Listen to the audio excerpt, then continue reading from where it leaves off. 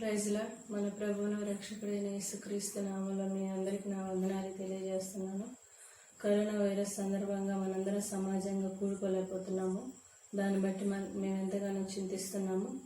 కానీ ఏదేమైనా దేవుడి మహాకృపను బట్టి యూట్యూబ్ ఛానల్ ద్వారా మిమ్మల్ని అందరినీ కలుసుకోవడానికి దేవుడు చూపిన మహాకృపను బట్టి ఎంతగానో సంతోషిస్తున్నాము.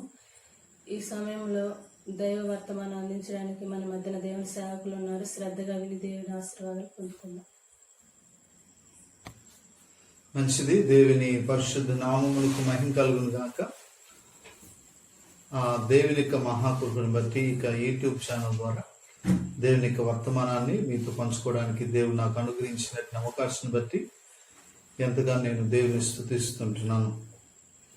మరి విశేషంగా గడిచినటువంటి వారంలో మనం ఇక రెఫీదీం అనేటువంటి సబ్జెక్ట్ మనం ప్రారంభించున్నాం.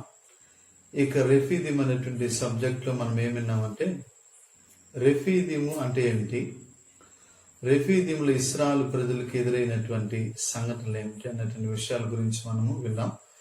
ఈరోజు దానికి కొనసాగింపుగా కొన్ని విషయాలు రెండవ భాగాన్ని మీ ముందు పెట్టాలని నేను ఆశపడుచుంటున్నాను. దానికి ఒక మూల వాక్యాన్ని మనం చదువుదాం. నిర్గమాకాండం 17వ అధ్యాయం 1వ వచనాన్ని చదువుదాం. తరువాత ఇశ్రాయేలు సర్వ సమాజం యెహోవా మాట చొప్పున తమ ప్రయాణంలో సీను అరణ్యం నుండి ప్రయాణమైపోయి రెఫీదీములో దిగిరి. ప్రార్థన చేసుకున్నాం. పరిశుద్ధమైన తండ్రి, జీవం కలిగిన దేవా, నీకు వందనాలు చెల్లిస్తున్నానయ్యా. సమస్త మహిమ ఘనత ప్రభావములు నీకు మాత్రమే చెల్లునుగాక. మేమేమై ఉన్నామో కేవలం నీకు దయని బట్టి మాత్రమే ప్రభా. తండ్రి, నీకు వందనాలు చెల్లిస్తుంటున్నాం. ఈ సమయంలో అందరితో మీరు మాట్లాడండి. నన్ను నీకు బలిపీఠం మీద పెట్టి బలిపశువును కాల్చినట్టు మీరు నన్ను కాల్చండి. నా యొక్క నోటి నీకు ఓట చేత మీరు నింపండి. నా యొక్క పెదవులు తడి ఆరిపోకుండా నా పెదవులు మీరు తడపండి. మా అందరితో సూటిగా స్పష్టంగా మీరు మాట్లాడమని యేసు నామములో అడిగి వేడుకొనుచున్నాను తండ్రి, ఆమేన్. గమనించండి ప్రియా దేవుని బిడ్డలారా, గడిచినటువంటి వారంలో రెఫీదీం యొక్క మొదటి భాగాన్ని గురించి మనం విన్నాం. రెఫీదీం యొక్క మొదటి భాగం దేని గురించి విన్నామంటే, రెఫీదీంలో జరిగినటువంటి మొదటి సంఘటన, జనులకి త్రాగటానికి నీళ్లు లేవు. కనుక ఈరోజు మనం రెండవ భాగాన్ని మనం ధ్యానం చేయబోతుంటున్నాం. రెండవ భాగం ఏమిటంటే, రెఫీదీంలో ఇశ్రాయేలు ప్రజలు దిగిన వెంటనే అమాలేకీయులు ఇశ్రాయేలు ప్రజల మీదకి దండెత్తి వచ్చి యుద్ధము చేయడానికి వచ్చినట్లుగా మనం చూడవచ్చు. సో వీరి గురించి దేవుడు ఏమంటాడంటే, ఆకాశం క్రింద వీరు ఉండకుండా బొత్తిగా తుడిచిపెట్టబడతారని దేవుడు వీరి గురించి మాట్లాడతారు. సో దేవునికి ఎందుకు ఇంత కోపం? దేవుడు ఎందుకు ఈ విధంగా ఇక ప్రజల గురించి మాట్లాడుతున్నారు? దేవునికి సృష్టిలో వీరొక భాగం కాదా? దేవునికి ఆత్మ వారిలో లేదా? దేవునికి స్వరూపం వారిలో లేదా అని మనం ఆలోచన చేస్తే, దేవుని యొక్క వాక్యాన్ని మనం జాగ్రత్తగా పరిశీలన చేస్తే, దేవుడు కారణం లేకుండా ఏ డిసిషన్ కూడా దేవుడు తీసుకోడని సుస్పష్టంగా మనం గమనించవచ్చు. సో ఇక్కడ మనం ఏం చేయబోతున్నామంటే, గడిచినటువంటి వారంలో మనం ఏమిన్నామంటే, ఈ అమాలేకీలు ఎవరు, అమాలేకీలు ఏ జాతి వారు, ఏ వంశం నుండి వచ్చారు అన్నటువంటి విషయాల గురించి ఆల్రెడీ మీకు నేను బోధించున్నాను. ఇక అమాలేకీలు అనేటువంటి వారు ఏశావు సంతతి. ఏశావు ఒక శరీర సంబంధి. ఏశావు ఒక అరణ్యవాసిగా ఉంటున్నాడు. ఆ యొక్క సంతతిలో నుండి వచ్చినటువంటి వారే అమాలేకీయులు. అమాలేకులు ఒక్క మాటలో చెప్పాలంటే గాడిద స్వభావం కలిగినటువంటి వారు. సో ప్రియ దేవుని బిడ్డలారా, ఇక్కడ గమనించవలసినటువంటి విషయం, ఈ మొదటి భాగంలో జనులకు త్రాగటానికి నీళ్లు లేవు అని మనం విని, అమాలేకీయులు ఉన్నటువంటి మొట్టమొదటి పొరపాటు గురించి ఆల్రెడీ నేను మొదటి భాగంలో నేను మాట్లాడినా. సో మన ముందు కొన్ని విషయాలు ఉంటున్నాయి. అమాలేకీయుల్లో ఉన్నటువంటి భయంకరమైనటువంటి మరొక 3 లక్షణాలు మీ ముందు నేను పెట్టి నా యొక్క ప్రసంగాన్ని ముగించాలని నేను ఆశపడుచుంటున్నాను. చూడండి, బైబిల్లో మనం చూస్తే నిర్గమాకాండం 17వ అధ్యాయం 16వ వచనాన్ని నేను చదువుతాను. నిర్గమాకాండం 17వ అధ్యాయం 16వ వచనం. అమాలేకీయులు తమ చేతిని యెహోవా సింహాసనమునకు విరోధముగా ఎత్తిరి గనుక యెహోవాకు అమాలేకీయులతో తరతరముల వరకు యుద్ధమనెను. సో అమాలేకీయులు చేసినటువంటి మొట్టమొదటి పొరపాటు ఆల్రెడీ చెప్పాను, మరొకసారి నేను గుర్తు చేస్తుంటున్నాను. అమాలేకీయులు ఉన్నటువంటి మొట్టమొదటి పొరపాటు లేక మొట్టమొదటి స్వభావం ఏంటంటే దేవునికి సంఘానికి ఉన్నటువంటి సంబంధాన్ని తెంచేటువంటి గుణం కలిగిన వారు. దానికి వాక్యాన్ని కూడా నేను చూపించాను, న్యాయాధిపతుల గ్రంథంలో మాట కూడా చూపించాను. ఈ అమాలేకీయులు ఏం చేశారంటే మిద్యానీయులతో కూడా కలిసి వచ్చి ఇశ్రాయేలు ప్రజలు ఇత్తనం ఎత్తిన తర్వాత వారి మీదకి దండెత్తి వచ్చి ఒక్క ఎద్దును గాని ఒక్క గొర్రెను కాని లేకుండా చేశారు. పాత నిబంధనలో ఇశ్రాయేలు ప్రజలు వారి యొక్క పాపములు క్షమించబడి వారు దేవుని యొక్క సన్నిధికి సమీపించాలంటే దేవుని యొక్క దేవుడు వీరి యొక్క మొర ఆలకించాలంటే వారికి బలులు అవసరం. పాత నిబంధనలో 5 రకాలైనటువంటి బలులు ఉన్నాయి. దహన బలి, నైవేద్య బలి, సమాధాన బలి, అపరాధ పరిహారార్థ బలి, పాప పరిహారార్థ బలి. ఈ బలులు మనం గమనించవలసినటువంటి విషయంలో ఈ బలుల్లో ఈ జంతువులు అనేటివి వాడతారు. సో ఈ అమాలేకీయులు చేసినటువంటి పొరపాటు ఏంటంటే ఒక ఎద్దును కానీ ఒక గొర్రెను కానీ లేకుండా చేశారంటే పాత నిబంధనలో ఇశ్రాయేలు ప్రజలు దేవుని సమీపించాలంటే వారి యొక్క పాపములు క్షమించబడాలంటే దేవునితో సంధి కుదుర్చబడాలంటే బలులు అవసరం. ఈ అమాలేకీయులు ఏం చేశారు? ఆ బలులు లేకుండా అనగా జంతువులు లేకుండా ఏ జంతువులనైతే బలి అర్పిస్తారో వాటన్నిటిని కూడా పట్టుకొని పోయినట్లుగా మనం చూడవచ్చు. అంటే దేవునికి సంఘానికి ఉన్నటువంటి సంబంధం తెంచేటువంటి గుణము కలిగిన వారే అమాలేకీయులు. సో ఇక రెండవ మాట నేను మీ ముందు పెడతానండి. ఈ అమాలేకీయులు చేస్తున్నటువంటి రెండవ పని ఏమిటంటే, రెండవ భయంకరమైన లక్షణం ఏంటంటే దేవుని యొక్క సింహాసనానికి విరోధముగా తమ చేతులను పైకెత్తున్నారు. సింహాసనము దేనికి సాదృశ్యంగా ఉందంటే అధికారమునకు సాదృశ్యంగా ఉంది. వీరేం చేస్తున్నారు తెలుసా? దేవునికి సింహాసనానికి విరోధముగా తమ చేతులు పైకెత్తున్నారు. ఒక రాజు ఒక ఆజ్ఞ జారీ చేసినప్పుడు ఇలా 2 చేతులు కట్టుకొని ఆజ్ఞ జారీ చేయడు కానీ చెయ్యి పైకెత్తి ఆజ్ఞ జారీ చేస్తాడు. అంటే ఇక అమాలేకీయులు దేవుని యొక్క అధికారానికి లోబడకుండా దేవుని మీద పెత్తనం చేయాలనేటువంటి ఆశ కలిగినటువంటి వారు. సో ప్రియ దేవుని బిడ్డలారా, ఇక్కడ గమనించవలసినటువంటి మాట, ఈవెన్ బైబిల్ మనం గమనిస్తే ప్రకటన గ్రంథం 2:13 ఒక సంఘం మనకు కనపడుద్ది. ఈ సంఘం ఎక్కడుందంటే సాతాను సింహాసనం ఉన్నటువంటి స్థానంలో ఉంది. సాతాను కాపురం ఉన్నటువంటి స్థానంలో ఇక సంఘం ఉంది. అయినప్పుడు కూడా దేవుని అందరి విశ్వాసం వీడలేదు, దేవునికి దూరం కాలేదు, దేవునికి దగ్గరగా ఉన్నట్లుగా జీవించినట్లుగా మనం చూడొచ్చు. సో అమాలేకీయులు ఉన్నటువంటి రెండవ గుణం దేవుని యొక్క నడిపింపుకు లోబడినటువంటి వారు, దేవుని మీద పెత్తనం చేయలేనటువంటి ఆశ కలిగిన వారు. ఇలా దేవుని మీద పెత్తనం చేయాలని ఆశ కలిగినటువంటి వారు ఈ రెఫీదీములో సంఘం మీదకి యుద్ధానికి వచ్చినప్పుడు యెహోషువ చేసినటువంటి పని ఏమిటంటే కత్తి వాత చేత వారిని హతమార్చినట్లుగా మనము చూడొచ్చు. ప్రియ దేవుని బిడ్డలారా, ఇక్కడ గమనించవలసినటువంటి విషయం, ఒకవేళ ఈరోజు ఈ కార్యక్రమాన్ని వీక్షిస్తున్నటువంటి ప్రతి ఒక్కరితోటి దేవుడు మాట్లాడుతున్నటువంటి మాట ఏంటంటే, ఒకవేళ నాలో కానీ మీలో కానీ దేవునికి లోబడకుండా ఉన్నటువంటి స్వభావం, క్రియలు, తలంపులు ఉన్నట్లయితే వీటిని జయించాలంటే ఎట్లా? మనకై మనం జయించలేం, కానీ మనం జయించడానికి దేవుడు ఒక ఆయుధాన్ని ఇచ్చున్నాడు.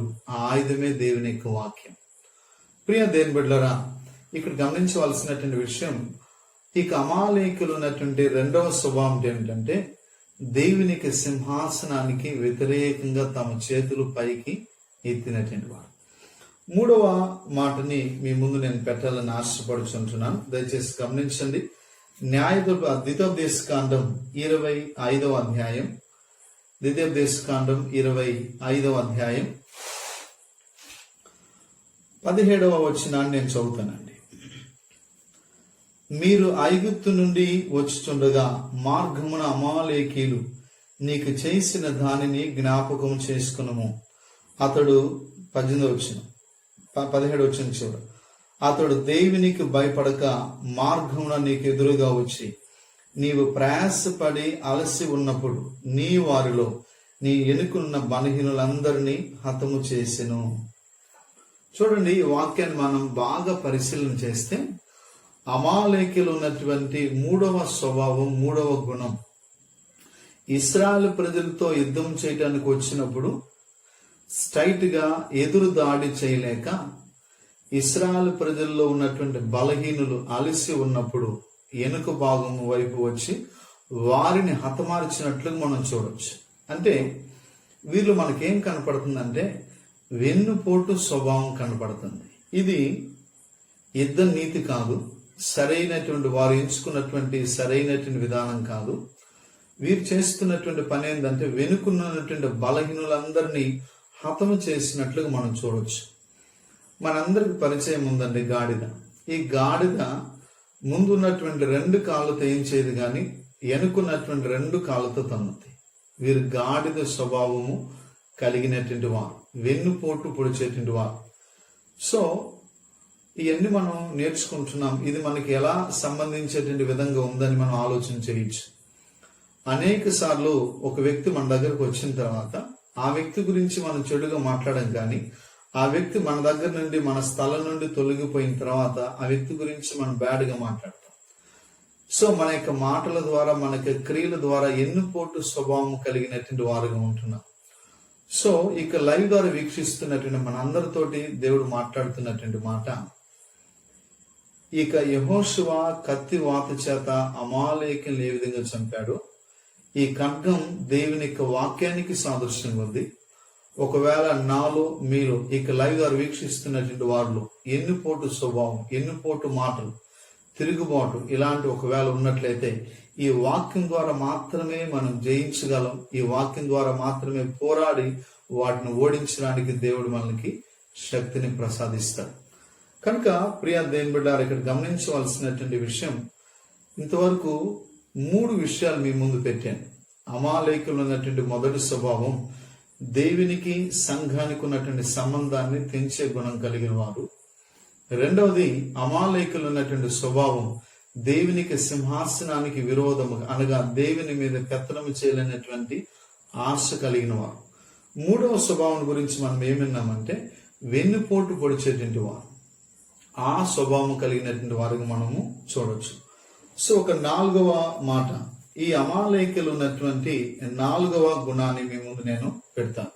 యెహోషువ గ్రంథం 10వ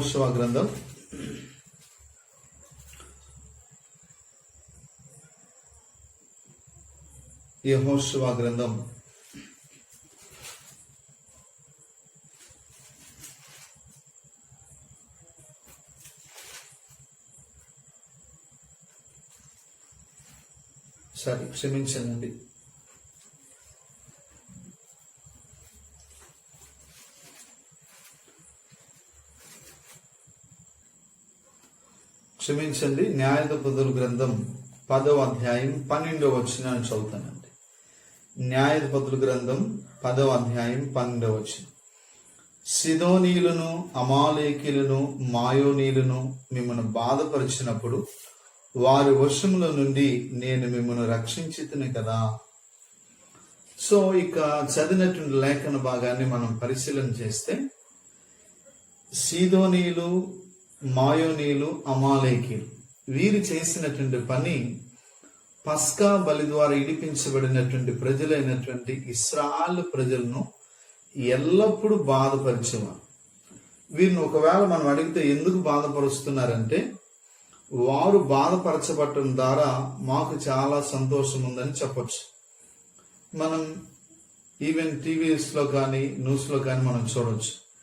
ఇతర వ్యక్తుల్ని బాధపరిచి సంతోషపడేటువంటి వారిని, పైచాచిక లక్షణం కలిగినటువంటి వారని, శాడిజం లక్షణాలు కలిగినటువంటి వారని మనం చెప్పొచ్చు. సో ఇక్కడ అమాలేకులు చేస్తున్నటువంటి పని ఏంటంటే ఇశ్రాయేలు ప్రజల మీదకి దండెత్తి వచ్చి వారిని ఎల్లప్పుడూ బాధపరిచేటువంటి వారుగా ఉన్నారు. బైబిల్లో మీరు బాగా గమనించండి, ఏబు గ్రంథంలో మనం చూస్తే నాకు తెలిసి సాతాను ఏబు మీద 2 సార్లు దాడి చేసింది. ఒకటి ఆస్తి మీద, పిల్లల మీద, రెండవది ఆరోగ్యం మీద దాడి చేసింది.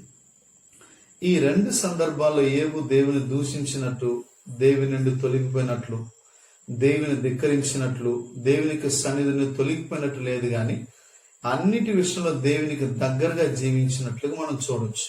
అంటే ఇక్కడ సాతాను ఏబుని బాధపరిచేటువంటి విధానం మనం చూడొచ్చు. గెరాసీనుల దేశంలో యేసుక్రీస్తు పరిచర్య చేస్తున్నటువంటి కాలంలో కూడా గెరాసీన దేశంలో దెయ్యం పట్టినటువంటి వ్యక్తి ఉన్నాడు. ఈ వ్యక్తి ఇక దెయ్యాల కారణాన్ని బట్టి ఇతనికి పరిస్థితి ఏంటంటే రాళ్ళు తీసుకోవటం, పొదునాటి రాళ్ళ ద్వారా తన యొక్క శరీరం అంతా గాయపరచుకోవటం. ఈ శరీరము గాయపరచబడటం ద్వారా రక్తం అంతా బయటికి రావటం. అంటే సాతాను ఇతనిలో ప్రవేశించి ఇతని యొక్క మనసును ప్రేరేపించి తన యొక్క శరీరాన్ని గాయపరిచేటట్లు చూస్తుంది. సో ఇవన్నీ నేను ఎందుకు చెప్తున్నానంటే, ఏబుని బాధపరిచింది సాతాను. గెరాసీనుల దేశంలో దెయ్యం పట్టినటువంటి వ్యక్తిని బాధపరిచింది సాతాను. సో ఇక్కడ అమాలేకీలు కూడా సంఘాన్ని బాధపరుస్తున్నారంటే సాతానులో ఏ గుణ లక్షణం, పైచాచిక లక్షణం అయితే ఉందో అదే లక్షణం అమాలేకీలు ఉన్నట్లుగా మనము చూస్తుంటున్నాం. ప్రియ దేవుని బిడ్డలారా, ఈరోజు దేవుడు మనందరితో మాట్లాడుతున్నటువంటి మాట, చాలాసార్లు ఇతరులను బాధపరిచి, ఇతరులను ఒప్పించి అదొక ఆనందంగా మనం అనుకుంటూ ఉంటాం. వాటిని మనం జయించాలంటే, వాటి నుండి మనం విడుదల పొందాలంటే మనకై మనం జయించలేం, కానీ కేవలం దేవుని యొక్క వాక్యం ద్వారా మాత్రమే మనము జయించలేం. కనుక ప్రియ దేవుని బిడ్డలారా, ఇక్కడ గమనించవలసినటువంటి విషయం, ఈ అమాలేకీయుల గురించి దేవుడు ఎందుకు ఇంత స్పష్టంగా మాట్లాడుతున్నారంటే ఈ 4 చాలా భయంకరమైనటువంటి లక్షణాలు. ఒకటి, దేవునితో ఉన్నటువంటి సంబంధాన్ని తెంచేవారు. రెండవది, దేవునికి సింహాసనం మీదకి తమ యొక్క చేతిని విరోధంగా పైకెత్తేవారు. మూడోది, పైచాచిక లక్షణం కలిగినటువంటి వారు. కనుక ప్రియ దేవుని బిడ్డలారా, మూడోది వెన్నుపోటు పొడిచేటువంటి వారు. నాలుగోది చూస్తే బాధపరిచేవారు, పైచాచిక లక్షణం కలిగినటువంటి వారుగా చూడవచ్చు. సో వీటన్నిటిని మనం పరిశీలన చేస్తుండగా ఒక మాట పరిశుద్ధాత్మ దేవుడు నాకు గుర్తు చేస్తుంటున్నాడు. ఆ మాట ఏమిటంటే, సంఘం రెఫీదీంలో యెహోషువ నాయకత్వం కింద యుద్ధం చేస్తూ ఉంటే ఆ సంఘం నడిపించినటువంటి సేవకుడు వారితో లేడు, కానీ ఒక కొండ శిఖరం మీదకి వెళ్ళి 2 చేతులు పైకెత్తి దేవుని యొక్క సన్నిధిలో మొరపెట్టి ప్రార్థన చేస్తున్నట్లుగా మనం ఇక్కడ చూడొచ్చు. అంటే ఈ మోషే ఒక ఎత్తైనటువంటి శిఖరం మీదకి ఎందుకు వెళ్తున్నాడు, ఈ కొండ దేనికి సాదృశ్యంగా ఉంది అని మనం పరిశీలన చేస్తే ఇది ఎత్తైనటువంటి అనుభవానికి సాదృశ్యంగా ఉంది. ఆ ఎత్తైనటువంటి అనుభవం మీదకి వెళ్ళి ఇతను చేస్తున్నటువంటి పని ఏమిటి తెలుసా?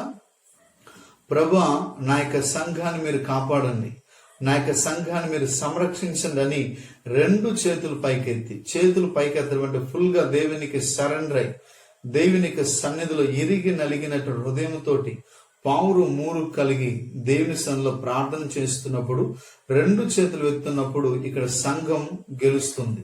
2 చేతులు బరువెక్కి కిందకి దించినప్పుడు సంఘం ఇక్కడ ఓడిపోతుంది. అంటే సంఘం యొక్క గెలుపు కానీ ఓటం కానీ ఇవన్నీ కూడా సేవకుని యొక్క ప్రార్థన మీద, సేవకుని యొక్క సమర్పణ మీద, సేవకుని యొక్క త్యాగం మీద ఆధారపడినట్లుగా మనము చూడొచ్చు. ప్రియ దేవుని బిడ్డలారా, ఈ రోజు లైవ్ ద్వారా వీక్షిస్తున్నటువంటి మన అందరితోటి దేవుడు మాట్లాడుతున్నటువంటి మాట, చాలా సార్లు ఎక్కడైతే మనం ఆత్మీయంగా పుట్టి పెరిగాము, ఆత్మ సంబంధమైన నడక నేర్చుకున్నామో, ఆత్మ సంబంధమైనటువంటి మాటలు బోధ మనం నేర్చుకున్నామో, ఆ సంఘాలను వదిలిపెట్టి అంగు ఆర్భాటం కలిగినటువంటి సంఘాల వైపు మనం వెళ్తుంటున్నాం. ఈరోజు నీ భర్త స్థిరపరచబడ్డాడంటే, నీ భార్య దురాత్మ శక్తులు ఇడిపించబడిందంటే, చేతబడు కట్టు నుంచి నీ కుటుంబం ఇడిపించబడిందంటే, నీకు బిడ్డల భవిష్యత్తు ఆశీర్వదించబడిందంటే, వీటన్నిటికి గల కారణం ఒక్క రోజులో జరగలేదు. కానీ నువ్వు ఏ సంఘానికైతే వెళ్తున్నావో ఆ సేవకుడు చేసినటువంటి ప్రార్థన, ఆ సేవకుడు తన కన్నీళ్లతో నిన్ను కట్టాడు గనుక ఈ స్థితిలోకి నువ్వు వచ్చావు. సో ఈరోజు ఇక లైవ్ ద్వారా వీక్షిస్తున్నటువంటి మన అందరితోటి దేవుడు మాట్లాడుతున్నటువంటి మాట ఏమిటంటే, ఈ అమాలేకీలు రెఫీదీంలో బొత్తిగా నాశనం చేయబడటానికి మెయిన్ రీజన్ సేవకుడు ఎత్తైనటువంటి అనుభవంలోకి వెళ్ళి 2 చేతులు పైకెత్తి ఎప్పుడైతే ప్రార్థన చేస్తున్నారో గెలుపు ఓటమంతా సేవకుని యొక్క ప్రార్థన మీద ఆధారపడింది. ప్రియా దేవుని బిడ్డలారా, దేవుడు మనందరితోటి సూటిగా స్పష్టంగా మాట్లాడుతున్నటువంటి మాట, ఒకవేళ నువ్వు తొలగిపోయి ఉంటే, నీ ఆత్మీయ సేవకును వదిలిపెట్టుంటే, ఆత్మ సంబంధమైనటువంటి సంఘానికి నువ్వు దూరం అయి ఉంటే, ఈరోజు దేవుడు నీతో మాట్లాడుతుంటున్నాడు. పొరపాటు జరిగిపోయింది, తప్పు జరిగిపోయింది, నన్ను క్షమించు ప్రభా, నేను అడుగులు నేర్చుకున్నానయ్యా, ఆత్మ సంబంధంగా నేను స్థిరపరచబడ్డానయ్యా, నీ బోధ విన్నాను ప్రభా, నేను కట్టబడినాను ప్రభా, కొన్ని కారణాలు బట్టి తొలగిపోయినాను ప్రభా, నన్ను క్షమించని నువ్వు ప్రార్థన చేయగలిగితే దేవుడు తన హక్కును చేర్చుకొని సహవాసంలోకి తీసుకురావడానికి దేవుడు సిద్ధం కలిగి ఉన్నాడు. ప్రియా దేవుడు, నేను ముగించబోతున్నాను కనుక ఇక నేను చెప్తున్నటువంటి విషయం, అమాలేకీలు రెఫీదీంలో దిగిన వెంటనే ఈ రెఫీదీంలో వారు చేసినటువంటి పని ఏమిటంటే, ఇశ్రాయేలు ప్రజల మీదకి, అనగా పస్కా బలి ద్వారా ఇడిపించబడినటువంటి ప్రజల మీదకి దండెత్తి వచ్చినట్లుగా మనము చూడొచ్చు. కనుక ఇప్పటి వరకు మెయిన్ పాయింట్స్ 2 మనం చూసాం. ఒకటి, జనులకు త్రాగటానికి నీళ్లు లేదు. రెండవది, ఇశ్రాయేలు ప్రజలతోటి అమాలేకీయులు యుద్ధము చేశారు. కనుక దేవునికి చిత్తమైతే యెహోవా నిస్సి బలిపీఠం గురించి 3వ భాగంలో మీతో నేను పంచుకుంటాను. దయచేసి కళ్ళు మూసుకుందాం, ప్రార్థన చేసుకుందాం. పరిశుద్ధుడు అయిన తండ్రి, జీవము కలిగిన దేవా, నీకు వందనాలు చెల్లిస్తున్నానయ్యా. సమస్త మహిమ, ఘనత, ప్రభావములు నీకు మాత్రమే చెల్లును గాక. మీరు మాట్లాడిన ప్రతి మాటను బట్టి వందనాలు చెల్లిస్తుంటున్నాం తండ్రి. యెహోషువ కత్తి వాత చేత తండ్రి అమాలేకీయులను చంపినట్లుగా చూస్తుంటున్నాం. అమాలేకీయులు శరీర స్వభావం కలిగిన వారని మాతో మీరు స్పష్టంగా మీరు మాట్లాడారు. మరి ముఖ్యంగా 4 విషయాలు మా ముందు మీరు పెట్టారు. దేవునికి సంఘానికి ఉన్నటువంటి సంబంధాన్ని తెంచే వారిని మా ముందు మీరు పెట్టారు. దేవుని మీద తిరుగుబాటు చేసేటువంటి వారని మీరు పెట్టారు. అదే రీతిలో తండ్రి వెన్నుపోటు పొడిచేటువంటి వారిని మీరు మా ముందు పెట్టారు. 4వదిగా ప్రభా, నీకు వందనాలు చెల్లిస్తుంటున్న బాధపరిచే వారిని మీరు పెట్టారు. వీరిని హతమార్చడానికి యెహోషువ వాడినటువంటి ఆయుధం ఖడ్గం. అదే రీతిలో తండ్రి ఈరోజు వాక్యం వింటున్నటువంటి ప్రతి ఒక్క బిడ్డతో మీరు మాట్లాడిన ప్రతి ఒక్క మాటను బట్టి వందనాలు. ఈ 4 స్వభావాలు, 4 లక్ష్యాలు ఒకవేళ మాతో ఉంటే కేవలం నీకు వాక్యం ద్వారా మాత్రమే సాధ్యం ప్రభు. సాతానికి ఉద్దేశములు ఏ విధము చేతనైనా మా యొక్క జీవితంలో జరగకుండా ఉండాలి ప్రభా. మమ్మల్ని మీరు స్థిరపరచండి. ఈ లైవ్ ద్వారా వీక్షిస్తున్న ప్రతి ఒక్క బిడ్డని మీరు స్థిరపరచండి, బలపరచండి ప్రభా. నీకు వందన బలమైనటువంటి శక్తి కలిగినటువంటి ఆయుధములుగా మీరు మార్చమని ప్రార్థిస్తున్నామయ్య.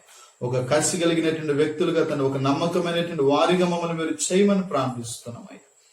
ఇక లైవ్ ద్వారా వీక్షిస్తూ నాతో పాటు ఏకీభవించి ప్రార్థన చేస్తున్న ప్రతి ఒక్క బిడ్డను మీరు స్థిరపరచమని ప్రార్థిస్తున్నాను. ఇప్పుడే నీ బలమైన రిలీజ్ అగును గాక.